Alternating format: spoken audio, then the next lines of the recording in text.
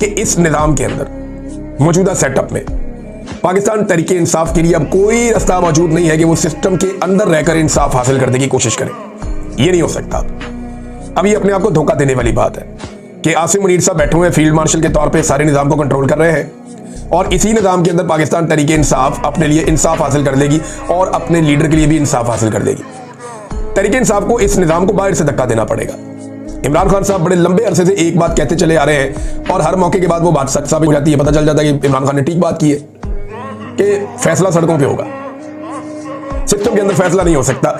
ये बात अब वाज़ेह होती जा रही है। नाज़रीन, नून लीग जो है, अब उनकी जगह कोई भी होता वो यही कहता कि हम इलेक्शन जीत गए हैं, हमारा तोती बोल रहा है, इमरान खान की मकबूलियत कम हो रही है और हमारी मकबूलियत बहुत ज़्यादा बढ़ रही है। नवाज शरीफ साहब की जो खिदमत की सियासत है वो ये कहेंगे कि वो जीत रही है और ये उन्हें कहना चाहिए। एक पॉलिटिकल पार्टी यही करती है। अगर आप धांधली करके भी जीते हैं, मुंह काला कर ही लिया है, तो फिर आपको ये तो कहना पड़ेगा कि जनाब इलेक्शन हम जीते हैं। और वो यही कह रहे हैं कि पाकिस्तान तहरीक इंसाफ की पॉलिसी से लोग खुश नहीं है जनाब, इसलिए जो है वो PMLN इलेक्शन जीत रही है। अब वो ये कह रहे हैं, जबकि पाकिस्तान तहरीक इंसाफ जो है वो ये बताती रहेगी टर्नआउट बहुत कम था, लोग निकले ही नहीं।